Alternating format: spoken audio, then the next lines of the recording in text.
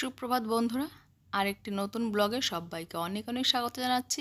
আশা করছি সবাই ভালো আছেন আর সুস্থ আছেন। তো আমার আজকের একটা নতুন রোজ নামচায় আপনাদের সবাইকে অনেক অনেক স্বাগত। সকাল হয়ে গেছে আর গাছে দেখছি কত সুন্দর ফুল ফুটেছে। আমার এই যে জবা গাছটায় এত সুন্দর ফুল ফোটে, সারা বছরই কিন্তু ফুল ফুটতে থাকে।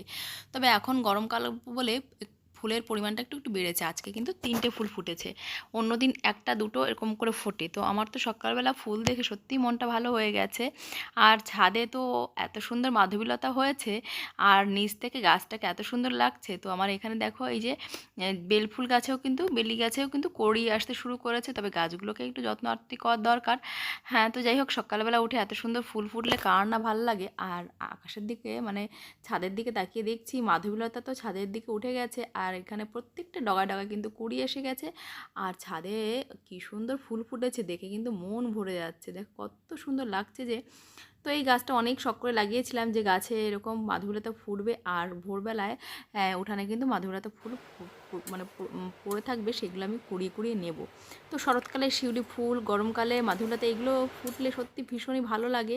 আর বিভিন্ন সিজনে বিভিন্ন রকম ফুল ফুটলে না সত্যিই মনটা ভালো হয়ে যায়। কোন সিজন চলছে সেটা কিন্তু বুঝতে গেলে ফুলের দিকে তাকালেই বোঝা যায়।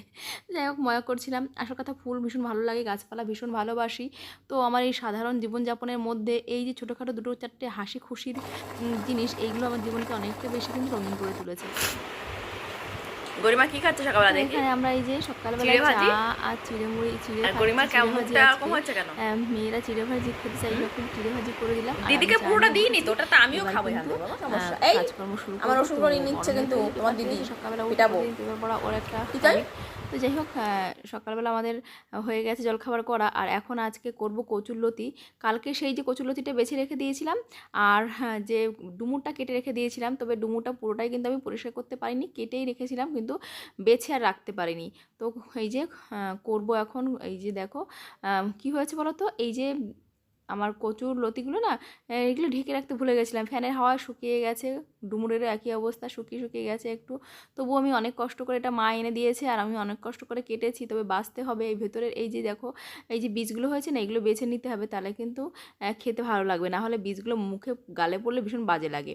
তো আমি এই যে মেয়েদেরকে পড়াতে বসেছি, আর পাশে বসে একটু একটু করে এই যে ওদের পড়াচ্ছি, আর এই যে ছুরি দিয়ে ভেতর থেকে সমস্ত যে বীজগুলো বের করে নেব, এগুলো একটু সময় লাগবে।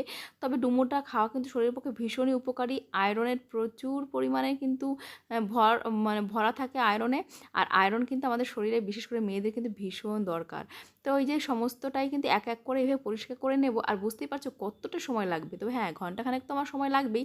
তো আমি ভাত চড়িয়ে এসেছি, মেয়েদেরকে পড়াচ্ছি, আর পড়াতে বসেই কিন্তু টুকটুক করে এই কাজগুলো করছি।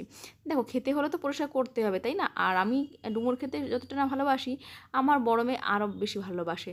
তো ওর বাবা আর ছোটো মেয়ে ওরা ভালোবাসে না, তো সেই জন্য ডুমুরের মধ্যে দেবো ডিম। ডিম আর ডিম মানে ডিম দিয়ে ডুমুর দিয়ে একসঙ্গে রান্না করব। ওরা যদি খাবে ডুমুর, না হলে ডিমটা খাবে। তো এইভাবেই রান্না করব একসঙ্গে, তাহলে আমার খাটনিটা একটু কমে যাবে। আসল কথা বলতে, এই ডুমুরটা না সচরাচর পাওয়া যায় না, পাওয়া যায় গ্রামে অঞ্চলে, কিন্তু তোমার দাদা তো আমাকে ওই যে কারো গাছ থেকে তুলে আনতে বা রাস্তার পাশ থেকে তুলে আনতে দেবে না, পছন্দ করে না এসব। তো যাই হোক, এই যে দেখো কচুলতিটাকে ঢিমে আঁচে কিন্তু আমি এখানে বসিয়ে দিয়ে গেছি, ভাতটা হয়ে গেছে। আর এদিকে কিন্তু আমি এবার ডুমুরটাকে বেছে নিয়ে ওইটাকে ভাপিয়ে নেব, তারপর রান্নাটা করব। ডিমটা আগেই আমি সেদ্ধ করে রেখে দিয়েছি। তো এই যে টুকটুক করে সমস্ত কিছু করে নিলাম। দেখো কচুলতিটা কত সুন্দর মাখা মাখা হয়ে গেছে। একটু রসুন আর লঙ্কা ফোড়ন দিয়ে এগুলো করলে কচুলতিটা তোমার দাদা কিন্তু ভীষণ পছন্দ করে, আমিও কিন্তু খুব ভালো খাই কচু, যে কোনো কচু। তো এই যে এখানে আমি এবার ফ্যানটার মধ্যেই কিন্তু দিয়ে দিলাম এই যে ডুমুরগুলো পরিষ্কার করে নিয়েছি, আর এগুলোকে একটু ভাপিয়ে নেব। আর ততক্ষণে কিন্তু মশলাটা আমি রেডি করে নেব, কষা কষা করে সুন্দর করে রান্না করব। তো আমি চলে এসেছি, দেখো এই যে আমাদের মানে ভাবলাম যে দেখো রান্নাটা তো কমপ্লিট হয়ে গেছে, তো স্নান করে নিয়ে এই যে এবার কিন্তু আমি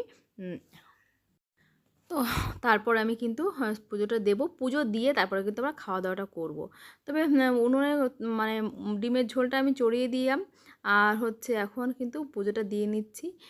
তো পুজোটা দিয়ে নেব। তো তার আগে দেখো দেখাচ্ছি যে সবারই কিন্তু সবই পরিষ্কার। আর তোমাদের সঙ্গে সকালে কিন্তু আজকে উঠোন ঝাড় দিয়ে ভিডিওটা শেয়ার করিনি, কারণ রোজ রোজ একই উঠোন ঝাড় দেওয়া দেখাতে কেমন একটা লাগে, তো ওই জন্য আজকে উঠোন ঝাড় দিয়ে ভিডিওটা শেয়ার করিনি। তো চলো এখন আমি পুজোটা দিয়ে নিই, তারপরে কিন্তু তরকারিটা নামাবো। তো তাড়াহুড়ো করে কিন্তু পুজোটা আমাকে করতে হবে। তো দেখো এই যে আগের দিন এখানে কিন্তু সুন্দর করে এই যে ঠাকুরের আসনের এই পর্দাগুলো দিয়েছিলাম, দেখতে কিন্তু বেশ সুন্দর লাগছে। আর আমার আসনটা প্রচণ্ড নোংরা হয়েছে, এটা একদিন ভাবছি সুন্দর করে পরিষ্কার করবো। তো দেখো পুজোটা দিতে আর ঠাকুরের যত ফুল হয় না তত ফুল দিতে আমার বিশেষ করে ভালো লাগে। তো তাড়াহুড়োর মধ্যে আজকে অনেকটা সময় রান্নার কাজে লেগে গেছে বলে তাড়াহুড়ো করে পুজোটা দিচ্ছি। ছাদ থেকে কয়েকটা ফুল আনতে হতো, যে অপরাজিতাগুলো ফুটেছে সেগুলো আর তোলা হলো না। তো যাই হোক এই যে এইভাবেই তাড়াহুড়ো করে পুজোটা দিয়ে নিলাম।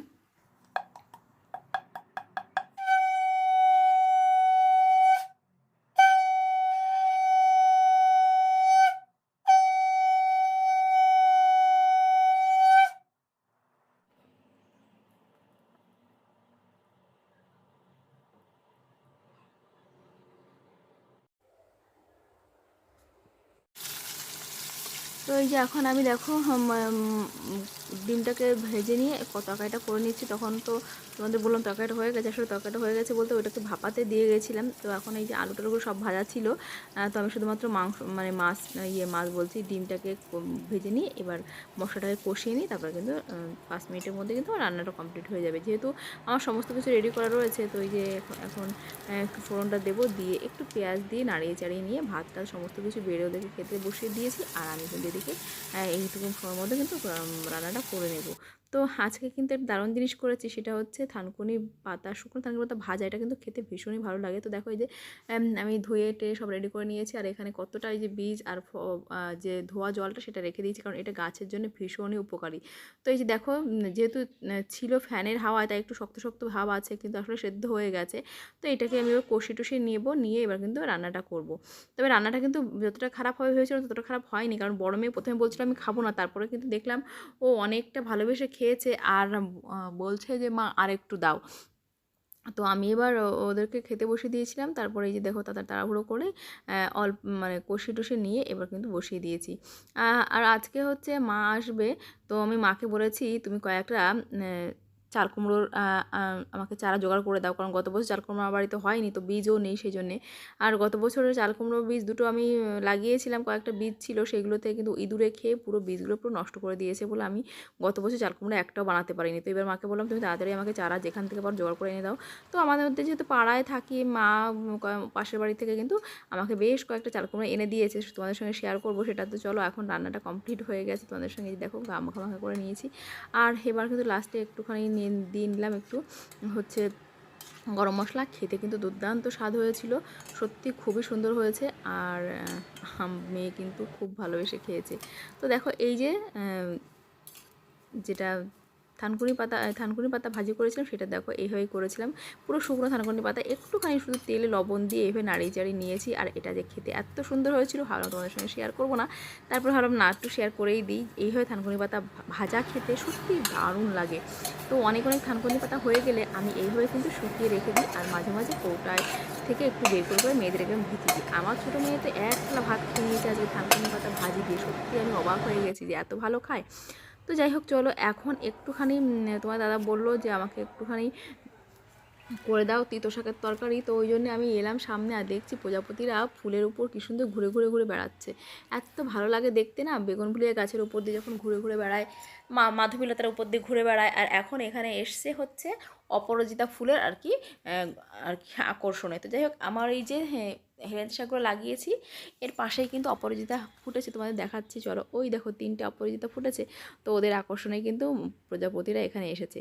তো আমি এখান থেকে এক মুঠো মতো নেব শাক, খুব বেশি নেব না, কারণ অন্য রান্নাগুলো করেছি। তোমার দাদা বললো যে তুমি তো করেছো হচ্ছে ডুমুর, আমার খেতে খাবো কি না ঠিক নেই, তো তুমি আমাকে একটু থানকুনি পাতা বলছি একটু এই যে হেলেঞ্চা শাক দিয়ে করে দাও ঝোল।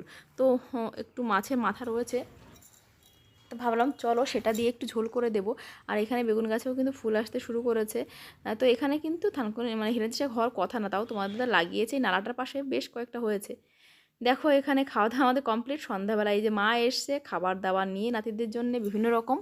আর আমি বলেছি আমার কোথায় চারা, তো মা বললো দেখ কত চারা এনেছি, অনেক চারা এনেছে। আর আমি দেখলাম চারাগুলো নষ্ট করা যাবে না, তো সন্ধ্যাবেলায় আমি কিন্তু এই যে ফোনে লাইট জ্বেলে আমি এখন লাগাতে চলে এসেছি। এই যে যেখানে ঘরের সামনে এখানে যে এখানে লাউ গাছটা তুলেছি, এখান দিয়ে কিন্তু এখানেই দুটো লাগাবো। জানি না এই যে বেশি এখানে সারটা একটু বেশি আছে, এই সারের মধ্যে হবে কিনা জানি না, তারপর আমি লাগানোর চেষ্টা করছি। এখানে দুটো লাগাবো আর অন্য অন্য জায়গায় সব ছোপ ছোপ ছোপ করে লাগিয়ে দেবো, কারণ আমি মারতে চাই না। এদের এখন না লাগালে রাত্রে যদি না লাগাই তাহলে যদি সকালবেলা এরা ঝিমিয়ে যায়। এত কষ্ট করে আনিয়েছি মাকে দিয়ে বলে বলে, সেই জন্য কিন্তু আমি চলে এসেছি লাগাতে। আর তোমরা জানো আমি গাছপালা লাগাতে কতটাই ভালোবাসি, গাছপালা লাগানোর কথা ভাবলে দিন রাত আমার সব এক হয়ে যায়। তো এই যে অনেকগুলো চারা এনেছে, কোনো কয়েকটা আছে একটু বড়, কয়েকটা একেবারে ছোট, আর কয়েকটা এনেছে বীজ। তো দেখা যাক সবগুলো আমি লাগাবো, বীজ থেকে যেদিন হয় হবে। আর তার আগে আমি এখানে বড় বড়গুলো লাগিয়ে দেবো। অবশ্য কালকে যাব ছোটো বোনের বাড়িতে, তো বোনকে বললাম তুই কি চারা নিবি। আমার বোনেরও আমার কাছ থেকে এই অভ্যাসটা হয়েছে, গাছ লাগানোর অভ্যাসটা।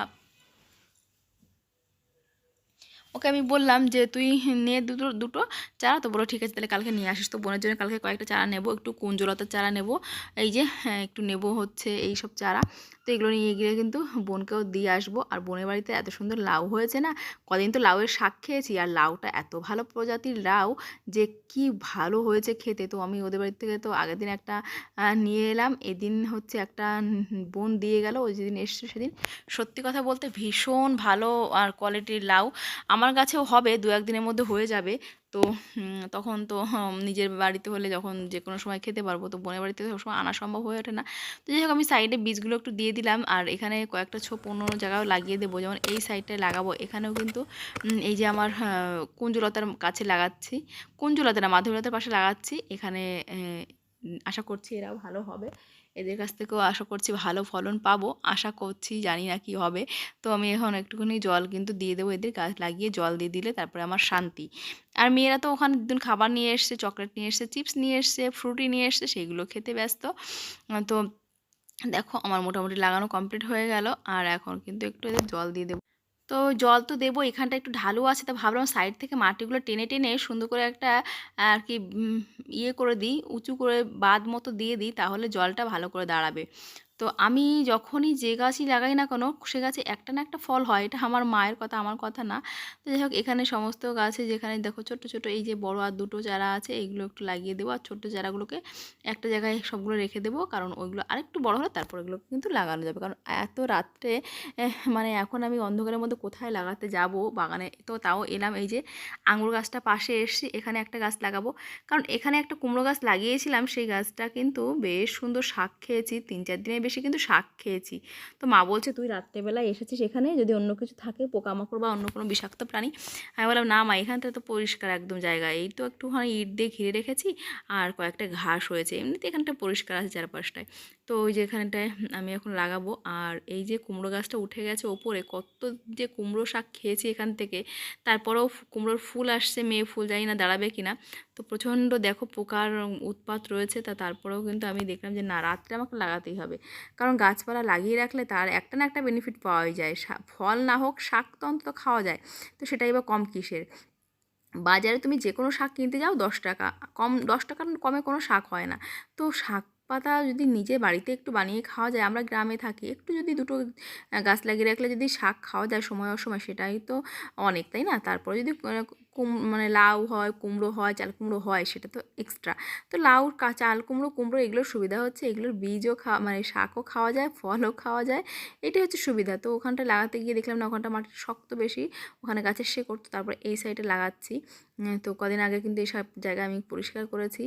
আর গাছপালা লাগালে শুধু হয় না, একটু পরিষ্কার পরিচ্ছন্ন রাখতে হয়, জল সার এগুলো দিতে হয়। তো সেগুলো করতে গিয়ে সংসারের কাজের অনেক সময় অবহেলা হয়ে যায়, তো সেটা আমার হয় আমি জানি। তারপরও আমি গাছপালা লাগাতে এত ভালোবাসি যে সংসারের কাজ যতই জমে যাক না কেন, সেগুলো পরে একটু করতে কষ্ট হলেও আমার অতটাও কষ্ট বলে মনে হয় না, কারণ আমি গাছপালা লাগাতে এতটাই ভালোবাসি। তো যাই হোক চলো এবার জল দিয়ে নেব, জল দিয়ে ঘরে এসেছি। আর মা আসবে বলে দুপুরে রান্না বান্নার পরেও ভাবলাম মা তো রাত্রে রুটি খাবে, তো এই জন্য একটু ঘুগনি করব।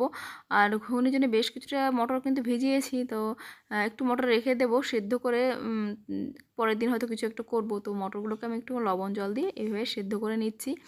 আর মটরটা হচ্ছে সকালবেলায় তো আমি ভেজাইনি, ভিজিয়েছি মা আসবে ওই দুপুরের দিকে ভিজিয়েছিলাম, তিনটে না দুটোর দিকে ওরকম ভিজিয়েছিলাম। যাই হোক এখন বাজে 8টা, তো মটরগুলো মোটামুটি জলে সোপ হয়ে গেছে, বেশ ফুলে উঠেছে। আশা করছি অসুবিধা হবে না, শুকিয়ে মানে ভালো সেদ্ধ হয়ে যাবে। তো মটরটাকে আমি এই যে এখন সেদ্ধ বসিয়ে দিলাম, আর এবার কিন্তু মশলাটা রেডি করে নেব। একটু কষ্ট হচ্ছে, আজকে সকালে বিকেলবেলা রেস্ট হয়নি।